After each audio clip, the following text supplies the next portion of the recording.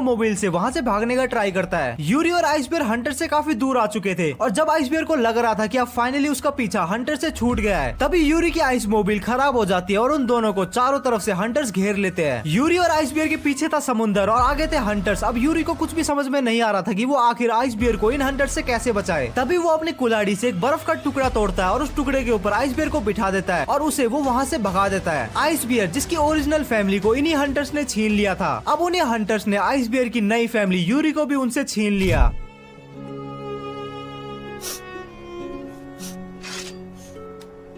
बहते बहते ice beer एक शहर में जाता है जहाँ पे जाके आइस बियर एकदम अकेला और बहुत ही ज्यादा दुखी था। आइस बियर को समझ में नहीं आ रहा था कि आखिर उसने ऐसी क्या गलती कर दी जिसकी वजह से उसे इतना कुछ झेलना पड़ रहा है। इसी दौरान आइस बियर को कुछ बदमाश बच्चे मिलते हैं जो कि उसे अपनी गैंग में शामिल होने के लिए बोलते हैं। आइस बियर सोचता है कि दुनिया ने मेरे साथ इतना बुरा किया तो मैं भी अब दुनिया के साथ बुरा ही करूंगा। तो आइस बियर उनकी गैंग में शामिल हो जाता है और एक रात जब आइस बियर एक दुकान को लूट रहा होता है तभी उसे यूरी की सिखाई हुई अच्छी बातें याद आती है, जिससे उसे रियलाइज होता है कि वो जो भी कर रहा है वो गलत कर रहा है। तो उन बच्चों की संगत को छोड़ के अपनी एक फैमिली की तलाश में निकल पड़ता है। उधर दूसरी तरफ चाइना में हम यंग पांडा को देखते हैं जिसे एक आर्टिफिशियल जंगल में रखा हुआ था क्योंकि ये पांडा बोल सकता था और इस पर रिसर्च करने के लिए साइंटिस्ट पांडा पे 24 घंटे नजर रखते थे। पांडा को ये चीज पता नहीं थी कि उसे एक आर्टिफिशियल जंगल में रखा गया है। पांडा को लगता था कि ये पूरी दुनिया बस इन 4 दीवारियों तक सीमित है। वो रोज सुबह उठता, खाता